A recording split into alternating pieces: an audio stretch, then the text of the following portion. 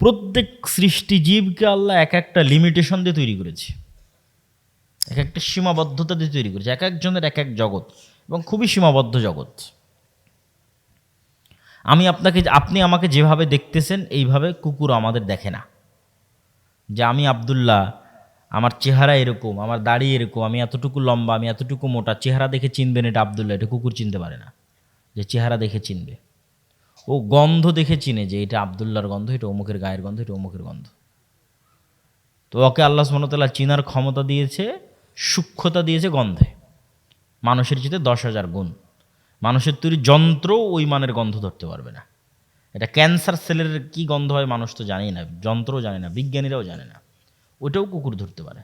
Virus, corona ভাইরাসের মতো গন্ধ, ওটা মানুষ কই পাবে করোনা ভাইরাসের গন্ধ? আর বিজ্ঞানীরা কোথায় পাবে করোনা ভাইরাসের গন্ধ? ওটাও কুকুর পায় করোনা ভাইরাসের গন্ধ। তাহলে গন্ধে এত সূক্ষ্ম। তাহলে আপনি হাজারো জিনিস নাকে নিয়ে বলবেন যে না এটার তো কোনো গন্ধ নাই, আমার হাতে এখন কোনো গন্ধ নাই, এটাতে কোনো গন্ধ নাই। তাহলে আসলেই গন্ধ আছে না নাই এটা তো আপনিই জানেন না, কেননা আপনার ওই লেভেলের গন্ধ গ্রহণের ক্ষমতা আল্লাহ দেয়নি। তাহলে আপনার আশেপাশে পিঁপড়া চলতেছে আর চলার আওয়াজ আছে, ওই আওয়াজ আবার আর এক প্রাণী বুঝতে পারে, 10 কিলোমিটার দূরে থাকা হাতিও বুঝতে পারবে যে এখানে একটা পিঁপড়া চলতেছে, যাদেরকে আল্লাহ এরকম শ্রবণের সূক্ষ্মতা দিয়েছে। তাহলে এই প্যান্ডেলও তাসবিহ পাঠ করতেছে, এই চেয়ারও তাসবিহ পাঠ করতেছে, আমাদের জামা কাপড়ও তাসবিহ পাঠ করতেছে, আশেপাশে যা দেখছেন সব তাসবিহ পাঠ করতেছে, এবং প্রত্যেক তাসবিহ পাঠের কি হচ্ছে? আর একটু জোরে বলেন, কি হচ্ছে? আওয়াজ হচ্ছে। এই পর্যন্তই শেষ নয়, এর চাইতে আশ্চর্য হচ্ছে রাসূলুল্লাহ সাল্লাল্লাহু আলাইহি ওয়াসাল্লাম বলছেন, মুয়াজ্জিন যখন আজান দেয় তখন যতদূর পর্যন্ত তার আজানের আওয়াজ যায় ততদূর পর্যন্ত সকল সৃষ্টিজীব, কীট পতঙ্গ, পঙ্গপাল, জীব জন্তু, জানোয়ার সব বুঝে যে এটা আজানের আওয়াজ। আল্লাহু আকবার, আল্লাহু আকবার, এটা বুঝে এটার পক্ষে কিয়ামতের মাঠে সাক্ষী দিবে। আল্লাহু আকবার। তাহলে ওরা যেমন 24 ঘন্টা তাসবিহ পাঠ করতেছে, আওয়াজ তৈরি করতেছে, তেমন তাসবির আওয়াজটা ওরা কি করে? বোঝে। অন্য কোনো আওয়াজ বুঝুক আর না বুঝুক, তাসবিহের আওয়াজ বুঝে। তাহলে অনেকগুলো পয়েন্ট আপনাদের সামনে দাঁড় করালাম শুধু এটা বুঝাতে যে আওয়াজ খুবই শক্তিশালী কিছু, আওয়াজ খুবই পাওয়ারফুল কিছু। এবার বুঝেন যে কারি সাহেব যে কোরআন তেলাওয়াত করতেছিল, তো কোরআন কার আওয়াজ? একটু বলেন, কার আওয়াজ? আল্লাহর আওয়াজ। কোরআন কার সাউন্ড? আল্লাহর সাউন্ড। কোরআন কার শব্দ? কার বাক্য? আল্লাহর বাক্য। এই জন্য মুসা আলাইহিস সালাতু ওয়াস সালামের কাছে যে লাঠি আছে ছিল মুজিজার, ওটার চাইতেও পাওয়ারফুল জিনিস আল্লাহ উম্মতে মুহাম্মাদিকে দিয়েছে, সেটা হচ্ছে কোরআন। কেন? কোরআন স্বয়ং কার আওয়াজ? আল্লাহর নিজের আওয়াজ। সবচেয়ে শক্তিশালী জিনিস উম্মতে মুহাম্মাদির কাছে আছে। কেন? আগে আমরা প্রমাণ করে ফেলেছি পৃথিবীতে সবচেয়ে পাওয়ারফুল হচ্ছে আওয়াজ। তাহলে আওয়াজের মধ্যে সবচেয়ে পাওয়ারফুল আওয়াজ কার হবে? আল্লাহর নিজের হবে। তাহলে এর চেয়ে শক্তিশালী আর কিছু আছে পৃথিবীতে? এর চেয়ে শক্তিশালী আর পৃথিবীতে কিছু নাই। এই জন্য তাজবিদের গুরুত্ব আছে। হাফেজ সাহেবও বলছিলেন, কেন আপনার পড়াটা যখন মুহাম্মদ সাল্লাল্লাহু আলাইহি ওয়াসাল্লামের পড়ার মতো হবে, তখন আপনার আওয়াজটা যখন মুহাম্মদ সাল্লাল্লাহু আলাইহি ওয়াসাল্লামের আওয়াজের মতো হবে, আওয়াজের যে ফরম্যাট, তখন এটা জিবরাইল আলাইহিস সালাতু ওয়াস সালামের মতো হবে। আর যখন আপনার আওয়াজটা জিবরাইল আলাইহিস সালাতু ওয়াস সালামের মতো হবে, তখন এটা লাউহে মাহফুজের মতো হবে। আর যখন আপনার আওয়াজটা লাউহে মাহফুজের মতো হবে, তখন এটা আল্লাহ সুবহানাহু ওয়া তাআলার যে আওয়াজ, সে আওয়াজের সাথে মিলে যাবে। লাউহে মাহফুজ থেকে জিবরাইল নিয়েছে, জিবরাইল থেকে মুহাম্মদ সাল্লাল্লাহু আলাইহি ওয়াসাল্লাম নিয়েছে, মুহাম্মদ সাল্লাল্লাহু আলাইহি ওয়াসাল্লাম থেকে সাহাবীরা, তাবিরা, তারপরে আমরা। এই জন্য তাজবিদের গুরুত্ব আছে। আওয়াজটা যেন হুবহু ওই রকম হয়, যাতে লাউহে মাহফুজের সাথে মিলে যায়। আওয়াজের ধরন, উচ্চারণের স্টাইল লাউহে মাহফুজের সাথে যাতে মিলে যায়। এই জন্য তাজবিদের গুরুত্ব আছে। কোরআন অর্থ জানা জরুরি, বোঝা জরুরি, জ্ঞান অর্জন করতে হবে। শুধু সাউন্ডের মধ্যে সীমাবদ্ধ থাকলে হবে না, কেননা কোরআনের শিক্ষাও তার মজেজা। কিন্তু কেউ যদি কোরআন নাও বুঝে, কোরআন নাও জানে, তবুও শুধু কোরআনের আওয়াজ দিয়ে, কোরআনের উচ্চারণ দিয়ে সে কোরআনের সকল বরকতই লাভ করতে পারবে। কোরআনের সকল বরকত, সকল রহমত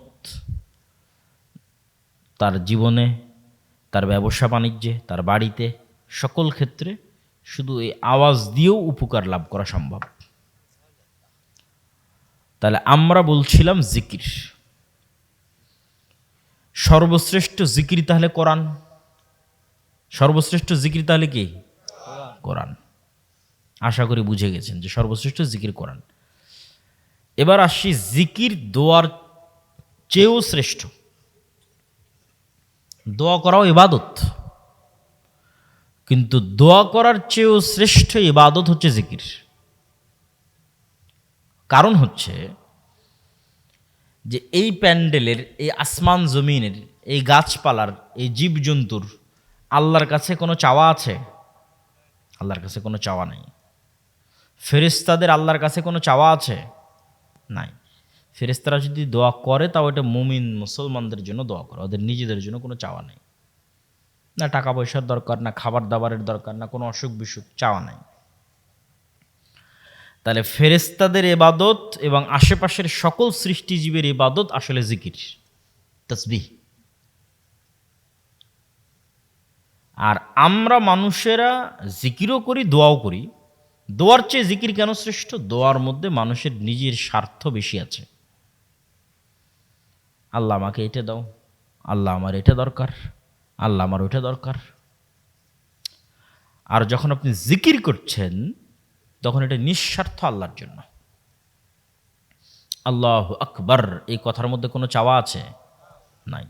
সুবহানাল্লাহ, এই কথার মধ্যে কোনো চাওয়া আছে? নাই। সুবহানাল্লাহি বিহামদিহি সুবহানাল্লাহিল আযীম, এর মধ্যে কিছু চাওয়া আছে? লা ইলাহা ইল্লাল্লাহ, এর মধ্যে কিছু চাওয়া আছে? লা ইলাহা ইল্লাল্লাহু ওয়াহদাহু লা শারীকা লাহু লাহুল মুলকু ওয়া লাহুল হামদু ওয়া হুয়া আলা কুল্লি শাইইন কাদির, এর মধ্যে কোনো চাওয়া আছে? লা হাওলা ওয়ালা কুওয়াতা ইল্লা বিল্লাহ, এর মধ্যে কোনো চাওয়া আছে? নাই। এগুলো নিঃস্বার্থ আল্লাহর বড়ত্ব, আল্লাহর মহত্ব, আল্লাহর পবিত্রতা, আল্লাহর গুণাবলী। আর এটাই ফেরেশতাদের ইবাদত, এটাই আশেপাশের সব জীবজন্তু, গাছপালা, কীট পতঙ্গ, জমিন, প্যান্ডেল, কাপড় চোপড়, বাড়ি ঘর, সবার ইবাদত। সূর্য নক্ষত্র সবার ইবাদত। তাসবিহ, আল্লাহর পবিত্রতা, আল্লাহর বড়ত্ব, আল্লাহর মহত্ব। এবং কেউ যদি আল্লাহ সুবহানাহু ওয়া তাআলার বড়ত্ব, মহত্ব, তাসবিহ, জিকির পাঠে অভ্যস্ত হয়, তাহলে দোয়াকারী দোয়া করে যা পাবে জিকিরকারী তার চেয়ে বেশি পাবে। বিস্তারিত এগুলো যা বলছে প্রত্যেকটা কথার পিছনে দলিল আছে। সবগুলো দলিল আল্লাহর পথে যাত্রা যে বইটা আছে, এই বইটাতে তুলে ধরা আছে। আমাদের সবসময় সাথে ড্রাইভার থাকে, গাড়ি থাকে, তখন বইগুলো আনা যায়। যেহেতু আমাদের গাড়ি অ্যাক্সিডেন্ট হওয়াতে ভাড়া গাড়িতে এসেছে, এই জন্য আজকে বই পুস্তক নাই। তবে এই বইটা অবশ্যই সংগ্রহ করতে হবে। মাসিক আল ইতিসাম সংগ্রহ করতে হবে। আল্লাহর পথে যাত্রা, এই বইটা সব মসজিদ, মাদ্রাসা, স্কুল, কলেজ, ইউনিভার্সিটি, মক্তব, সব জায়গায় সাপ্তাহিক একদিন হলেও পাঠচক্রের মাধ্যমে 1 পৃষ্ঠা 2 পৃষ্ঠা করে হলেও পড়তে হবে। আল্লাহর পথে যাত্রা, আজকের যা আলোচনা করছি সব ওখানে আছে, আরও বিস্তারিত, আরও ইন ডিটেলস, আরও দলিল সহ। আমি শুধু সারমর্ম বলতেছি, তাও পুরো বইয়ের একটা অধ্যায়ের আলোচনার সারমর্ম বলতেছি, সব অধ্যায়ের নয়। জিকির, আল্লাহ সুবহানাহু ওয়া তাআলা মূসা আলাইহিস সালাতু ওয়াস সালামকে মোজেজার লাঠি দিলেন,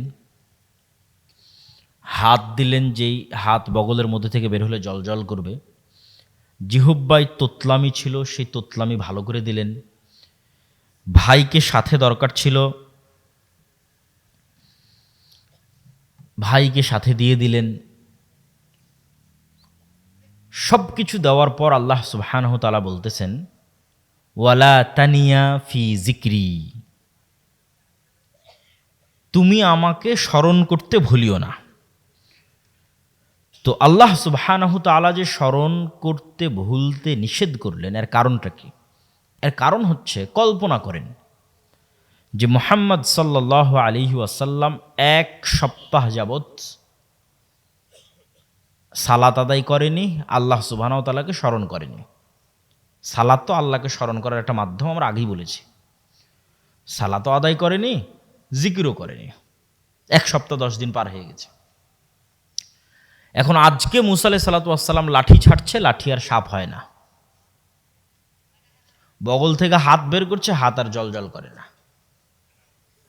কেন? সব ডিঅ্যাক্টিভেট হয়ে গেছে, ফাংশন যা ছিল সব ডিঅ্যাক্টিভেট।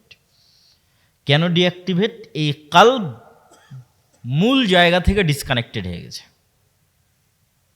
যেটার সাথে কানেক্টেড থাকার মাধ্যমে এগুলো অ্যাক্টিভেট থাকবে, ওই কানেকশানই নাই, নেটওয়ার্কই বিচ্ছিন্ন। তাহলে কিভাবে আর বাকিগুলো কাজ করবে? বাকিগুলো তো কাজ করবে না।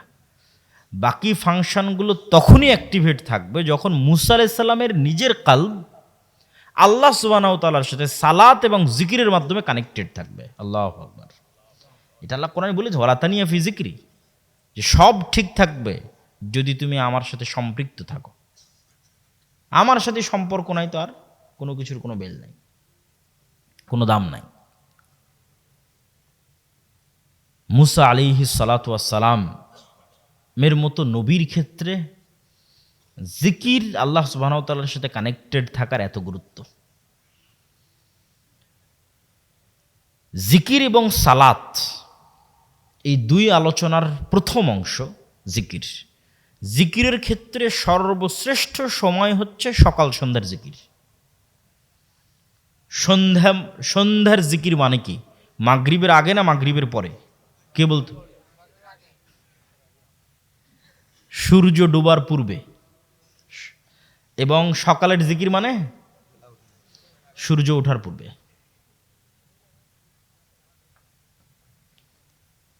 আল্লাহ সুবহানাহু ওয়া তাআলা কোরআন মাজিদে বলছেন, ক্বাবলা তুলুইশ শামসি ওয়া ক্বাবলা গুরুবিহা, সূর্য ওঠার পূর্বে, সূর্য ডুবার পূর্বে। স্পেশাল টাইম জিকিরের। এবং ভিন্ন ভিন্ন শব্দে আল্লাহ কোরআনে বলেছে, বিল আশি ওয়াল ইবকার, বিল গুদুবি ওয়াল আসাল, বুকরাতাও ওয়া আসিলা। এগুলো সব কোরআনের শব্দ।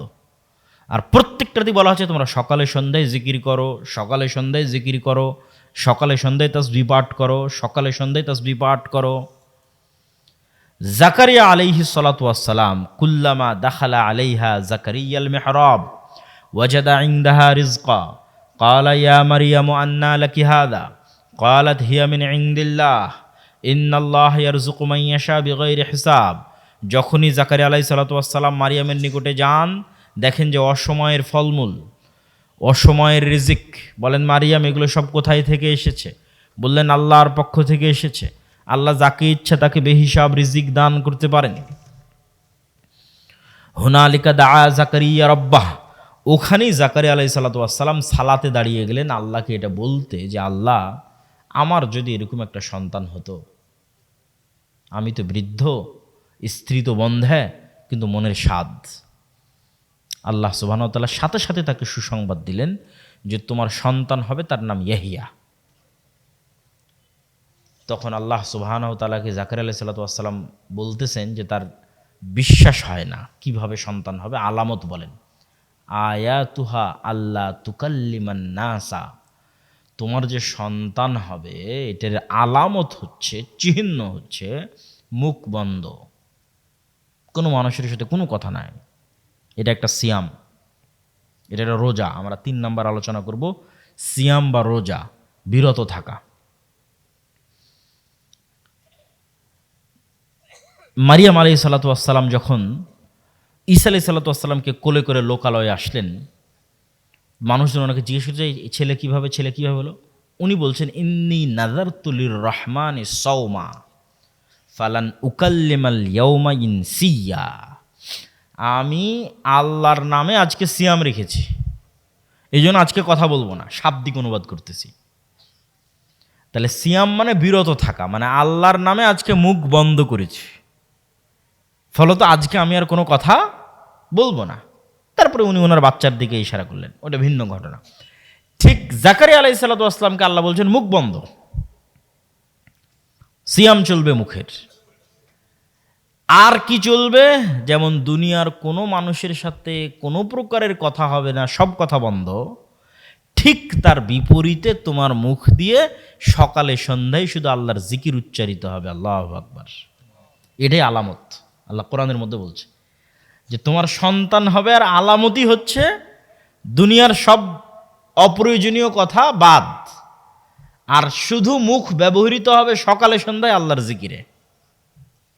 স্পেশাল টাইম সকাল সন্ধ্যা, সকাল সন্ধ্যার জিকির। সকাল সন্ধ্যার জিকির দিয়ে পৃথিবীর এমন কোনো অসম্ভব নাই যা সম্ভব করা সম্ভব নয়, এমন কোনো অসম্ভব নাই যা সম্ভব করা সম্ভব নয় জিকির দিয়ে, বিশেষ করে সকাল সন্ধ্যার জিকির দিয়ে। সালাত, সালাতের কিছু আলোচনা তো জিকিরের সাথে আমরা সম্পৃক্ত এবং কানেক্টেড করে ফেলেছি। শুধু এতটুকু বলি যে সালাত সাত আসমানে থাকা রব্বুল আলামিনের সাথে জমিনে থাকা আল্লাহর সৃষ্টি মানুষের মধ্যে লাইভ কানেক্টেড হওয়ার একমাত্র প্রযুক্তি।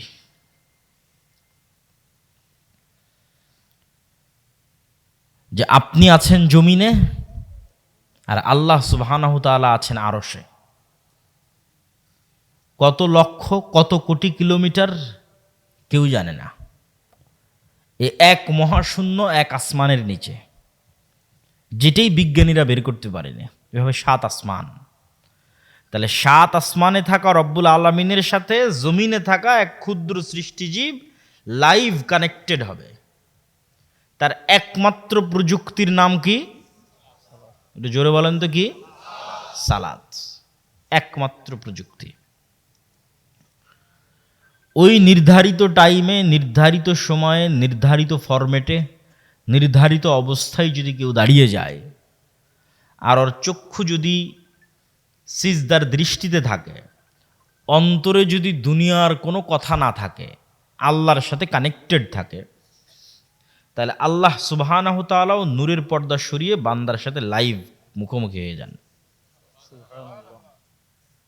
এখন বান্দা যা বলবে আল্লাহ সুবহানাহু তাআলা তা শুনবেন। এই জন্য মুহাম্মদ সাল্লাল্লাহু আলাইহি ওয়াসাল্লাম যে কোনো সমস্যায় আগে সালাত। কেন? আগে যোগাযোগ তৈরি করতে হবে কার সাথে?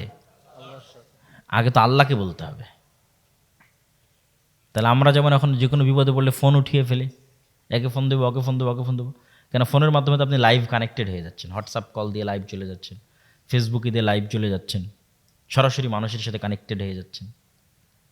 এর চাইতে লক্ষ কোটি গুণ, হাজারো গুণ শ্রেষ্ঠ প্রযুক্তি হচ্ছে সালাত, যেটা জমিনে বসে রব্বুল আলামিন আরশের উপরে থাকা রব্বুল আলামিনের সাথে কানেকশন তৈরি হবে। পৃথিবীর কেউ দিতে পারবে না আপনাকে। পৃথিবীর কারো কাছে এই বুদ্ধিও নাই, কারো কাছে এই রাস্তাও নাই, কারো কাছে এই ফরম্যাট জানাও নাই। এটা একমাত্র আল্লাহর ওহির মাধ্যমে, নবীদের মাধ্যমে, এগুলো গায়েবে থাকা ফরম্যাট, এগুলো লাউহে মাহফুজে থাকা ফরম্যাট, যেটা নবীদের মাধ্যমে, জিবরাইলের মাধ্যমে পৃথিবীতে এসেছে। ওই জন্য রাসূল সাল্লাল্লাহু আলাইহি সাল্লাম সূর্যগ্রহণে সালাত, চন্দ্রগ্রহণে সালাত, বৃষ্টি প্রার্থনায় সালাত, জানাজায় সালাত, এছাড়া যে কোনো বিপদ আপদে তিনি সাথে সাথে সালাতে দাঁড়িয়ে যেতেন। যে কোনো, আপনিও এইটার ফল পাবেন। পৃথিবীর যে কোনো সমস্যা আজ থেকে আপনি চিন্তা করে নিতে পারেন যে আপনি পৃথিবীর যে কোনো প্রবলেম, যে কোনো সমস্যার মুখোমুখি হয়ে সবার আগে অভ্যাস করে নেবেন, সবার আগে সাথে সাথে গায়েবে নির্ধারিত ফরম্যাট, লাউহে মাহফুজে নির্ধারিত ফরম্যাট, অজু। এই জন্য অজুর কোনো কারণ না বুঝলেও ওটাই করতে হবে, কেন ওটা ওভাবে গায়েবে নির্ধারিত আছে, লাউহে মাহফুজের সাথে মিলতে হবে আপনার অজুকে। উজু করে আপনি সালাতে দাঁড়িয়ে যাবেন। সালাতে দাঁড়িয়ে গিয়ে আল্লাহ সুবহানাহু ওয়া তাআলাকে যা বলার বলবেন, তারপরে আপনি অপেক্ষা করবেন ফলাফলের, যে আপনি যে সমস্যায় পড়েছেন, যে বিপদে পড়েছেন, সেটিতে আল্লাহ সুবহানাহু ওয়া তাআলা আপনাকে কতটুকু সহযোগিতা করতেছে। আশা করি ইনশাআল্লাহ অবশ্যই উপকার পাবেন। সালাত সালাত পৃথিবীতে থাকা এক ব্যতিক্রমধর্মী ইবাদতের নাম, এক ব্যতিক্রমধর্মী উপায় এবং মাধ্যমের নাম, যার মাধ্যমে আসমান থেকে আল্লাহ সুবহানাহু ওয়া তাআলার সহযোগিতা নেমে আসে। বিশেষ করে রাতের সালাত, বিশেষ করে রাতের 1/3 1/2 অতিক্রম হয়ে গিয়ে যখন রাতের শেষ ভাগ, তখন রাতের শেষ ভাগের সালাত রাসূলুল্লাহ সাল্লাল্লাহু আলাইহি ওয়াসাল্লামকে আল্লাহ সুবহানাহু ওয়া তাআলা বলছেন, ফাতাহাজ্জাদ বিহি নাফিলাতাল লাক আসা আন ইয়াবআসাকা রাব্বুকা মাকামাম মাহমুদা। হে মুহাম্মদ সাল্লাল্লাহু আলাইহি ওয়াসাল্লাম, আল্লাহ আপনাকে মাকামাম মাহমুদ দিতে চাই, সর্বশ্রেষ্ঠ স্থান দিতে চাই কিয়ামতে। এই সর্বশ্রেষ্ঠ স্থান পাওয়ার সিক্রেট হচ্ছে আপনাকে রাতের সালাত আদায় করতে হবে। বদরের যুদ্ধের আগের রাতে মুহাম্মদ সাল্লাল্লাহু আলাইহি ওয়াসাল্লাম রাতের সালাতে দাঁড়িয়ে আছেন, লম্বা রাতের সালাত। আবু বকর রাদিয়াল্লাহু তাআলা আনহু ক্লান্ত হয়ে মুহাম্মদ সাল্লাল্লাহু আলাইহি সাল্লামকে বলছেন, কাফাকা মুনাশাদাতাকা রাব্বাক। আরে আপনি তো নবী, এত রাতের সালাত লম্বা আদায় করা লাগে? কিন্তু আবু বকরের চেয়েও মুহাম্মদ সাল্লাল্লাহু আলাইহি ওয়াসাল্লাম ভালোভাবে জানেন যে আগামীকাল বদরের যুদ্ধে আল্লাহর সাহায্য ছাড়া উনি জিততে পারবে না। এটা উনি আবু বকরের চেয়ে ভালো জানেন। 2 নাম্বার, উনি আবু বকরের চেয়ে এটাও ভালো জানে যে আল্লাহর সাহায্য এমনি এমনি পৃথিবীতে আসবে না। আমি যদি সর্বশ্রেষ্ঠ নবী হই, সর্বশ্রেষ্ঠ নবী হওয়ার পরও আল্লাহর সাহায্য পৃথিবীতে টেনে আনার জন্য আমাকে রাতে সালাত আদায় করতে হবে। আর এই নবীরই উম্মত 5 ওয়াক্ত সালাত আদায় না করে, রাতের সালাত বহু দূরে থাক, 5 ওয়াক্ত সালাত আদায় না করে নাকি ইসলামকে বিজয় করে ফেলবে। এবার বুঝেন তাহলে যে নবী, দিনের নবী যিনি, যে দিনের আমরা অনুসারী, যার আমরা উম্মত, তিনি সর্বশ্রেষ্ঠ মানুষ হওয়ার পরে আল্লাহর সাহায্য নেবেন, এই জন্য রাতের সালাতে দাঁড়িয়ে আছেন সারা রাত। সহিহ রিওয়ায়াত যে বদরের রাতে সবাই ঘুমিয়েছে, শুধু একজন ঘুমায়নি, মুহাম্মদ সাল্লাল্লাহু আলাইহি ওয়াসাল্লাম। ফজর পর্যন্ত উনি সালাতে দাঁড়িয়েই আছেন, দাঁড়িয়েই আছেন, দাঁড়িয়েই আছেন। আর দিনের বেলা হাত উঠিয়ে দোয়া করতে করতে করতে করতে করতে করতে ওনার চাদর, গায়ের চাদর পড়ে গেছে হাত উঁচু করতে করতে। তো উনি নবী হওয়ার পরে এবং সর্বশ্রেষ্ঠ মানুষ হওয়ার পরে আল্লাহর সাহায্য নিবেন, এই জন্য রাতের সালাতে দাঁড়িয়ে আছেন। আর আমরা ইসলামকে বিজয় করে ফেলবো 5 ওয়াক্ত সালাত আদায় না করেই, এটা কোনো মতেই সম্ভব নয়। সালাত, 5 ওয়াক্ত সালাত ছাড়া আপনি আল্লাহ সুবহানাহু ওয়া তাআলার গণনার মধ্যেই আসবেন না। এখানে বিজয়, আন্দোলন, বিপ্লব এগুলোর কোনো অর্থ নাই। তাহলে ইসলাম প্রতিষ্ঠা করতে হলে শুরুই করতে হবে মসজিদ দিয়ে, শুরুই করতে হবে সালাত দিয়ে, তারপরে তখন আস্তে আস্তে অন্যদিকে আগাবে। কেননা আপনি পৃথিবীর সকল গুনাহ থেকে বিরত যদি থাকতে চান, তার সহজ বুদ্ধি, ইয়াং জেনারেশন থেকে শুরু করে যে কেউ, যে আমি এই নেশায় আসক্ত, এই গুনাহে আসক্ত, এইটা ছাড়তে পারছি না, ওইটা ছাড়তে পারছি না, সব গুনাহ থেকে মুক্ত হতে পারবেন যদি 5 ওয়াক্ত সালাত জামাতে আদায় করতে পারেন। কেন বললাম? কেন আপনি অন্য গুনাহ করতেছেন, তার কারণ হচ্ছে আপনার নাফস আপনার কন্ট্রোলে নাই, এই জন্যই তো গুনাহ করতেছেন। যে গুনাহই হোক, যে সুদ করতেছে ওরও নাফসার কন্ট্রোলে নাই, যে ঘুষ খাচ্ছে ওরও নাফসার কন্ট্রোলে নাই, যে বিড়ি খাচ্ছে ওরও নাফসার কন্ট্রোলে নাই, যে গীবত অপবাদ দিচ্ছে ওরও নাফসার কন্ট্রোলে নাই, যে জেনায় লিপ্ত হচ্ছে ওরও নাফসার কন্ট্রোলে নাই। ঘটনা তো এক জায়গাতে, সেটা হচ্ছে নাফস কন্ট্রোলে নাই। তাহলে পাপ যেটাই হোক ওটাকে কন্ট্রোল করা সম্ভব যদি নাফসকে কন্ট্রোল করা সম্ভব। তাহলে নাফসকে কন্ট্রোল করতে হলে একে তো কাজ দিতে হবে, কাজ না দিলে কিভাবে কন্ট্রোল হবে? পৃথিবীর এমন কোনো প্রশিক্ষণ নাই যে প্রশিক্ষণ কাজ ছাড়া হয়ে যায়, যে আমি ঘরে বসে আর্মি হয়ে গেলাম, এটা হবে নাকি? ঘরে বসে পুলিশ হয়ে গেলাম, এটা হবে নাকি? দৌড়াতে হবে, কাজ করলে, ট্রেনিং নিলে তাহলে ও কাজের উপযুক্ত হবে। তাহলে এখন আমি চাচ্ছি যে আমার নাফসকে আমি কন্ট্রোল করতে চাই, কেন আমি অসংখ্য গুনাহে লিপ্ত। তাহলে একে কাজ না দিলে কি কন্ট্রোলে আসবে? কাজ না দিলে কন্ট্রোলে আসবে না। তো অলস, অলস যদি পড়ে থাকে তো শয়তানের ঘর, শয়তানের আড্ডাখানা, কারখানা। তাহলে একে এখন কাজ দিতে হবে। তাহলে এর প্রথম কাজ হচ্ছে যে কোনো মূল্যে একে 5 ওয়াক্ত সালাত আদায় করতে বাধ্য করতে হবে, মেরে পিটিয়ে, এট এনি কস্ট। যতক্ষণ মানুষ তার নিজের নফসকে 5 ওয়াক্ত সালাত আদায় বাধ্য করতে না পেরেছে, ততক্ষণ আরও কোনো গুনাহ থেকে বিরত থাকতে পারবে না, যে গুনাহই হোক পৃথিবীর। আর নফসকে যখন মানুষ একবার বাধ্য করে ফেলবে যে না, তোকে সালাত আদায় করতেই হবে এবং জামাতে মসজিদে সালাত আদায় করতে হবে, তাহলে অন্তত কি হলো, নফসটা কন্ট্রোলে চলে আসলো। এখন কন্ট্রোলে যখন চলে আসবে তখন আর যে কোনো গুনাহ, ওই গুনাহের ধরন কেমন হবে আপনাকে বলি। নফস কন্ট্রোলে আসার আগে গুনাহের ধরন ছিল এমন, মন চাইলো সিগারেট ধরিয়ে ফেললেন, কেন নফস তো কন্ট্রোলে নাই। এবার যখন অন্তত একটানা 40 দিন যদি আপনি আপনার নফসকে বাধ্য করেন যে আমি একটানা 40 দিন 5 ওয়াক্ত সালাত জামাতে আদায় করব তাকবীরে তাহরিমার সাথে, সাকসেসফুলি একটা কোর্স কমপ্লিট করেছেন, একটা ডোজ কমপ্লিট করেছেন সাকসেসফুলি, একটানা 40 দিন।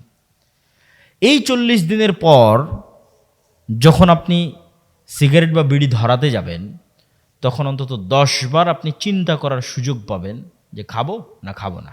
এই চিন্তা করার সুযোগটা এতদিন ছিল না, কেননা এতদিনই নফসের উপর আপনার কন্ট্রোল ছিল না, এটা ছিল শয়তানের গোলাম। এই 40 দিনের পর এখন আপনি যে গুনাহই যান না কেন চিন্তা করার সুযোগ পাবেন। চিন্তা করার পর আপনি করলেন, সেটা ভিন্ন বিষয়, কিন্তু আপনার নফসের উপর আপনার কন্ট্রোল ফিরে এসেছে।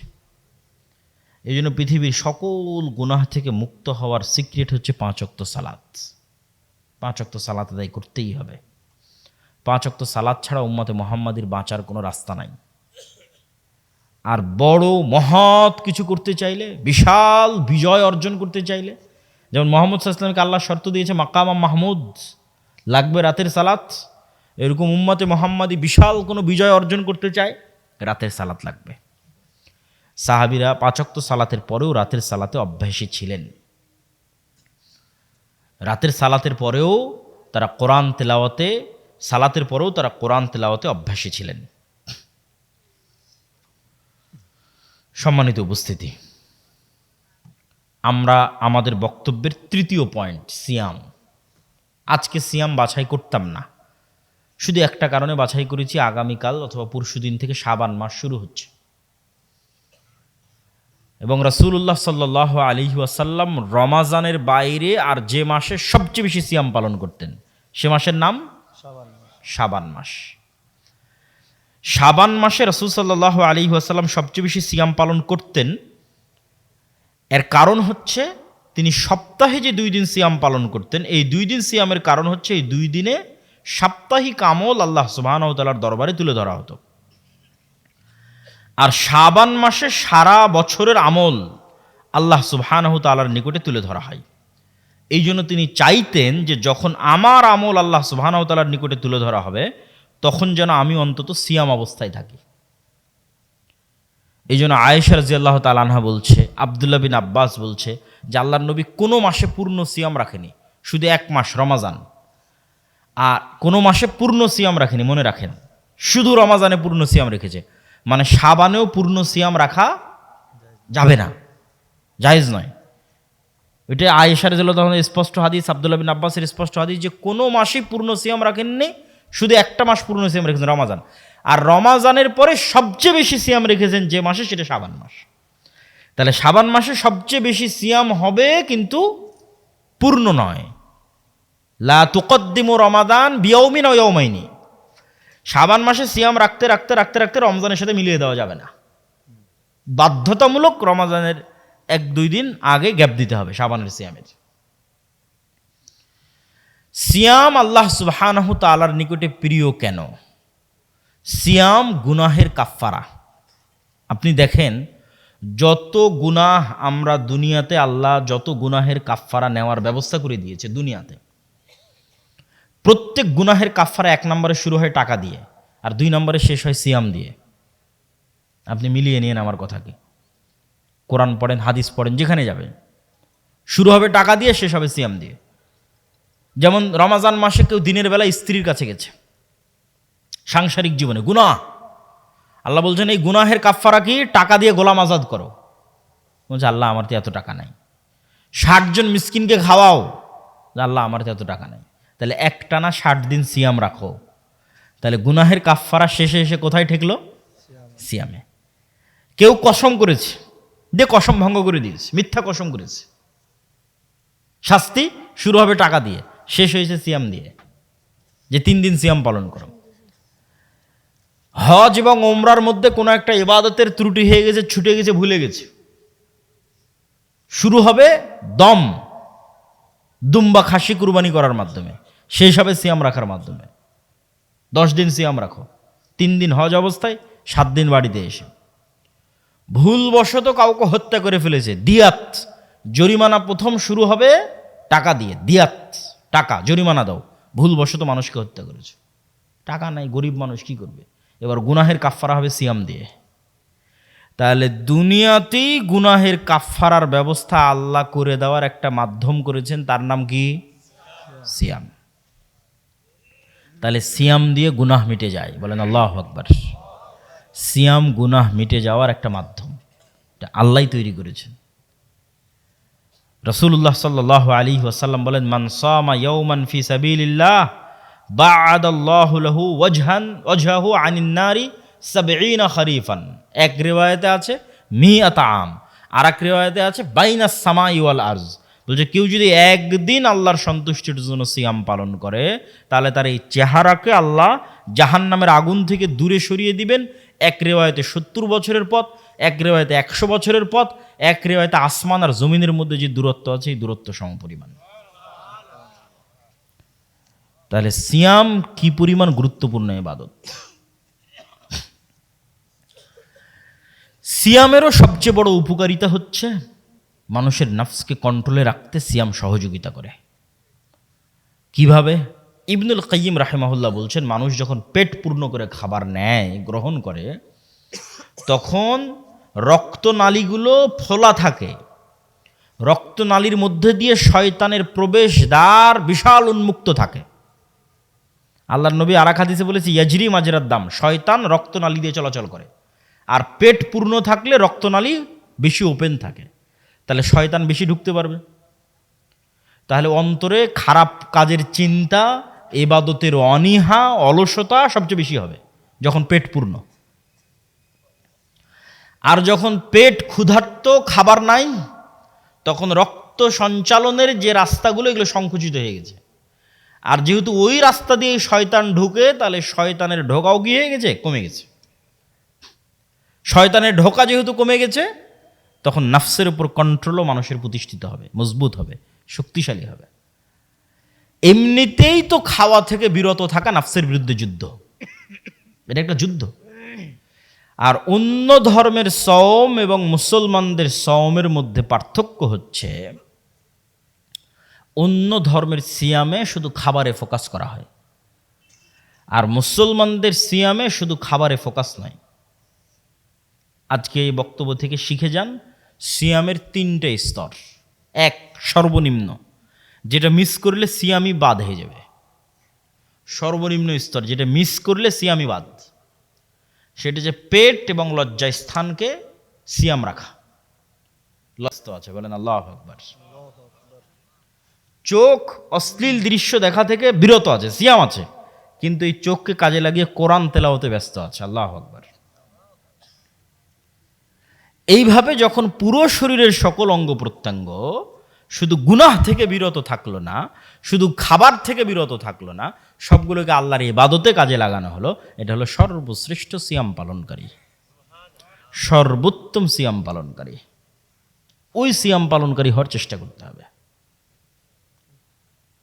সম্মানিত উপস্থিতি, অন্য সকল ইবাদতের নেকি নির্ধারিত, কে কত পয়েন্ট পাবে তার ইবাদতের কোয়ালিটির উপর নির্ভর করে।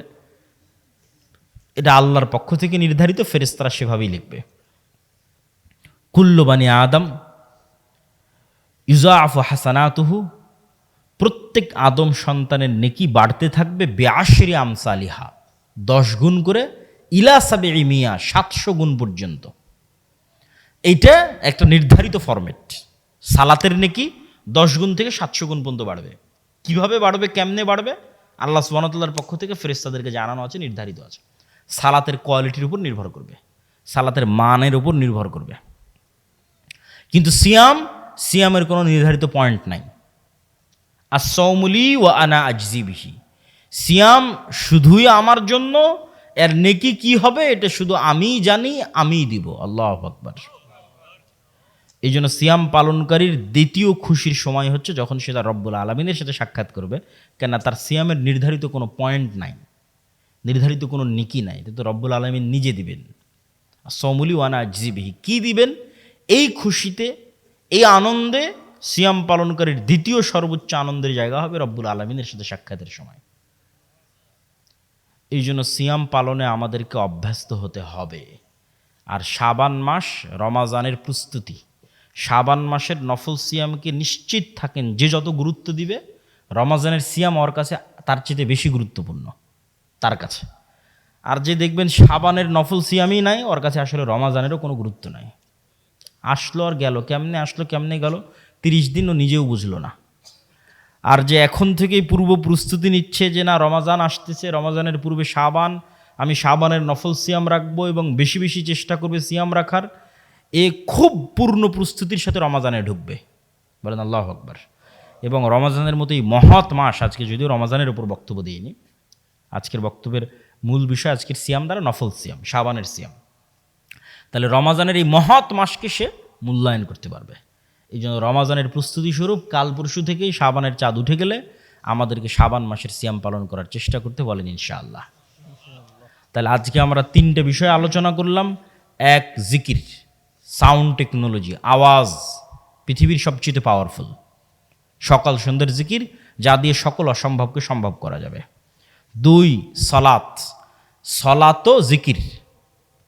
তার লাস্ট একটা উদাহরণ দেই, সলাতের শুরু থেকে শেষ পর্যন্ত দোয়ার পাঠ 20%, 10%, আর জিকিরের পাঠ 80%, 90%। যেমন সলাতের অ্যানাউন্সই হয় আজান দিয়ে, এটা একটা জিকির, আল্লাহু আকবার আল্লাহু আকবার লা ইলাহা ইল্লাল্লাহ, এটা জিকির। ইকামত জিকির, আল্লাহু আকবার বলে সালাত শুরু হয়, এটা জিকির। সালাতে যখন দাঁড়িয়ে থাকি তখন কোরআন তেলাওয়াত হয়, এটা সর্বশ্রেষ্ঠ জিকির। যখন রুকুতে যাই সুবহান রাব্বিয়াল আযীম, এটা তাসবিহ। যখন রুকু থেকে উঠি রব্বানা লাকাল হামদ, এটা আল্লাহর প্রশংসা, এটাও জিকির।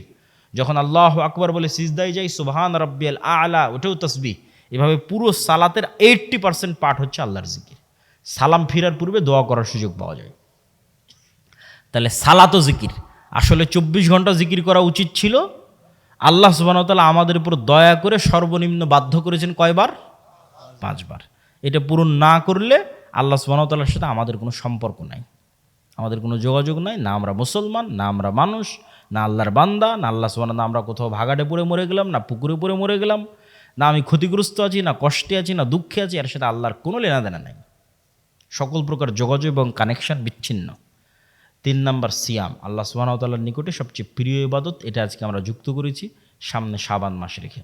আল্লাহ সুবহানাহু ওয়া তাআলা আমাদের আলোচনা থেকে শিখে সকাল সন্ধ্যার জিকির, 5 ওয়াক্ত সালাত, রাতের সালাত, নফল সিয়াম পালন করার তৌফিক দান করুক। আল্লাহুম্মা আমিন। ওয়া আখিরু দাওয়ানা আনিল হামদুলিল্লাহি রাব্বিল আলামিন। কোনো প্রশ্ন উত্তর থাকলে দিতে পারেন, আর ধীর স্থিরভাবে উঠে যাবেন। তবে বৈঠক শেষের দোয়াটা আমরা শেষে পড়ব, প্রশ্ন উত্তরের পরে বৈঠক শেষে দোয়া পড়ব। যারা উঠে যাচ্ছেন তারা নিজেরাই পড়েন। জনৈক বক্তা